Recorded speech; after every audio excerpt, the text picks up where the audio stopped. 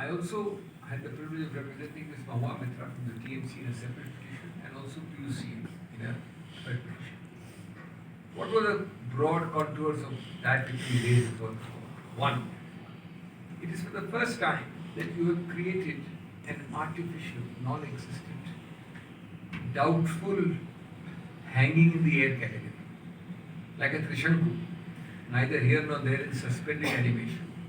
That category is this: anybody and everybody who is registered after 2003, which is estimated to be above 4.9 crores.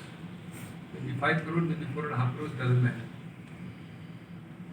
All of those people are deemed to be in a suspended category where until they prove, and the proof is focused on citizenship, despite being a voter on a registered voter list for the last 10, 15, 20 years, they may be barred from voting.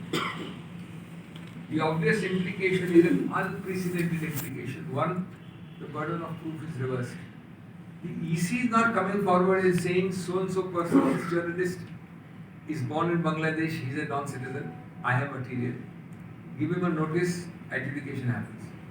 He has to prove that he is not so-and-so. Secondly, this is done by recourse to an artificial further subcategorization in this category of all those who were registered after 2003. Remember, we are talking of already registered voters. Already registered voters are 2003, category A, born or concerned between this year and this year, they give a year, I don't know, it is 87 to some years, have to produce their birth certificate. If you are 2003 list, you are left out. If you are not 2000 list, then you must produce so-and-so birth certificate of your own. If you are in another time period, you must have your own birth certificate and that of your father or your mother. If you are in the third time period, you must have the birth certificate of yourself plus your father plus your mother. You can imagine how many of you, if asked within 1 week or 2 weeks or 4 weeks in Delhi to produce a birth certificate, produce it. I doubt many of you can. Certainly I could not. If you not sufficient notice, here I have to get my father or mother and then my father and mother in some case. The other aspect we raised was that the focus of this exercise was itself unconstitutional. This exercise was focused on determining nationality, citizenship. That is totally beyond the jurisdictional remit of the Election Commission. The Election Commission cannot decide citizenship. Citizenship will be decided either by foreigners tribunals or by Government of India under a different Act, Citizenship Act. In the course of dealing with already registered voters, you cannot disenfranchise them by saying that you are not a citizen. This exercise has to be done somewhere else, and then you can come and say, I have proved that this man is not a citizen, therefore remove him from the list. You can't tell that an already registered voter is subjected to a scrutiny by the Election Commission and removed on the ground of citizenship. Number 3, there is a more than 20-year-old judgment on this by the Supreme Court called Lal Babu Hussain, which has held exactly this, that citizenship is not within the domain of the Chunav Ayog, the Election Commission. It is also said that there is a fundamental difference between those who apply for registration as a voter, those who want to come into the list of registration of voter for the first time, versus those who are already sitting on the register. And therefore, this is a without jurisdiction, without law exercise at the base in a conceptual fundamental sense. We then also pointed out the fourth aspect, that this involved roughly 4.9 crore voters who in the original design had to be decided this way or that way in 1 month, expiring on 25th of July. Now they are saying that all of them can apply, but we'll decide them within 2 months later. So the same principle cannot be possibly by any logistical exercise, by any amount of an army doing it, do it in 2 months or 3 months. How we will get citizenship proof in this time is impossible to conceive. Next is a very, very important point on which the court gave us a very, very preliminary interim order.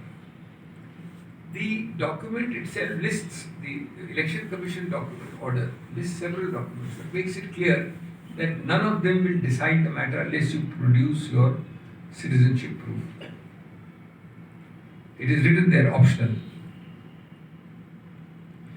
The amazing part is that for the last 15 odd years or 12 odd years, we are living, breathing, acting, sleeping, waking with Aadhaar. If you go and sneeze, you must produce an Aadhaar. You go to the railway station, to a cinema hall, to a university, everywhere it is Aadhaar.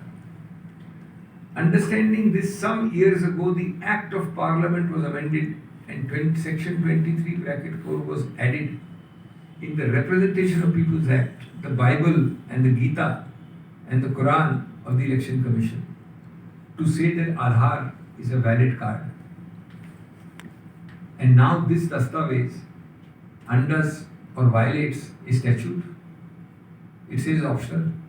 It says it may be there, may not be there. I will look at the other citizenship thing. So also astonishingly for the EC's own card. Election Commission, all of us have it, a EC voter card, it's called the EPIC. That is to be ignored or not weighty enough to be taken into consideration. Ration card. So we said that these three, and the interim order records that these three shall be considered, quote unquote considered. I'll tell you the impact of that in a moment. We then, and therefore I said that you amended the law to embrace Aadhaar and then kicked it out from the main bazaar. This is like applying Kafka in Patna, in Bihar. In 12 years, billions are linked, and yet Aadhaar is not good enough for a voter sync. Voter sync के लिए Aadhaar good enough नहीं है, billions को link कर दिया आपने. Then I also pointed out in the court the sheer logistics, assuming there is some power. We are not assuming power, we are not conceding power, we are saying it's all unconstitutional, lack of power. But look at the logistics of it. A blind person knows that in July and August, the sowing season draws large amounts of migrant labor from Bihar to Punjab, Haryana and other northern states. All of us know that in the very near future we have this curse in that area, especially North Bihar, of floods. Ordinary people, remember we are talking maximum, always hurt in such disenfranchisement policies are the poor, the marginalized, the minorities, those who are not backward but the backwardest of the backward. They, if they go back after a flood, cannot recognize where their house stood. That is the truth about Bihar floods. They are going to run like mad people in July and August, searching for Aadhaar cards, for this citizenship birth certificate, for father certificate, for mother certificate.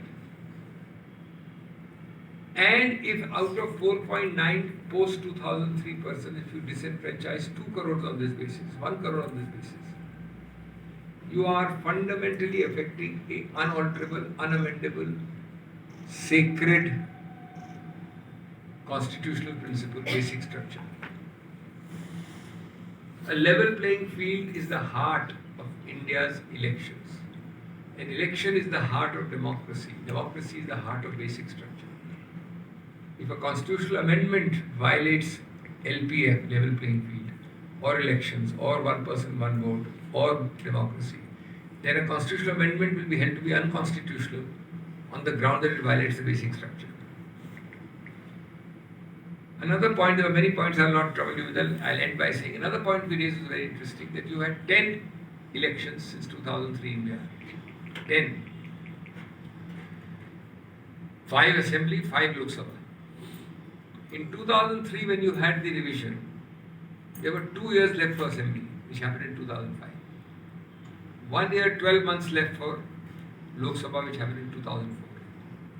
Here you are having 1 month and now 2.5, 3 months. And if 10 elections could be held, why could you not have this particular revision after these elections? Why link desperately in a squeezed in period of 2 months this election and this revision?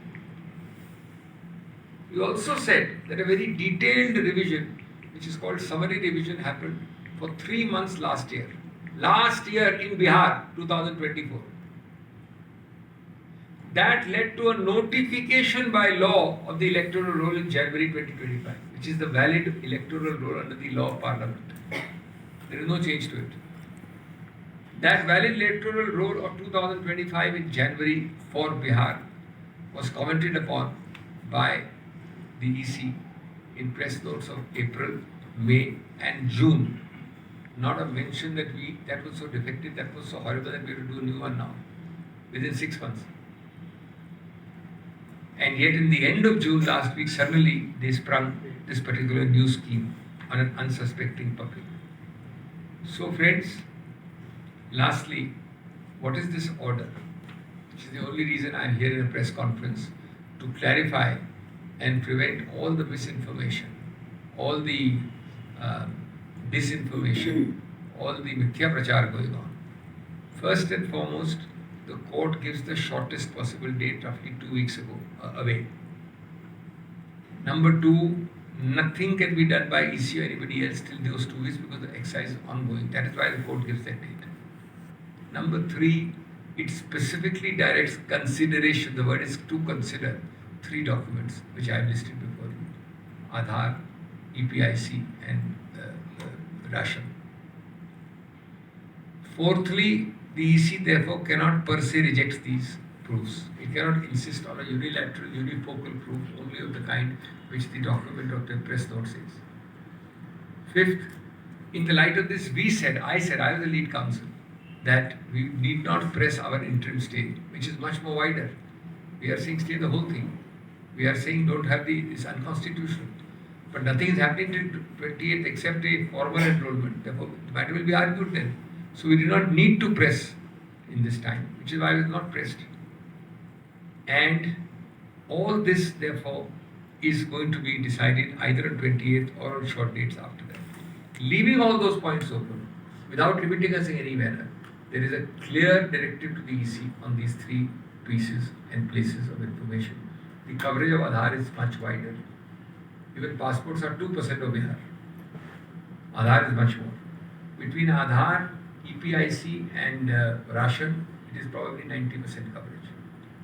Therefore, there is a huge public interest advance by this interim order.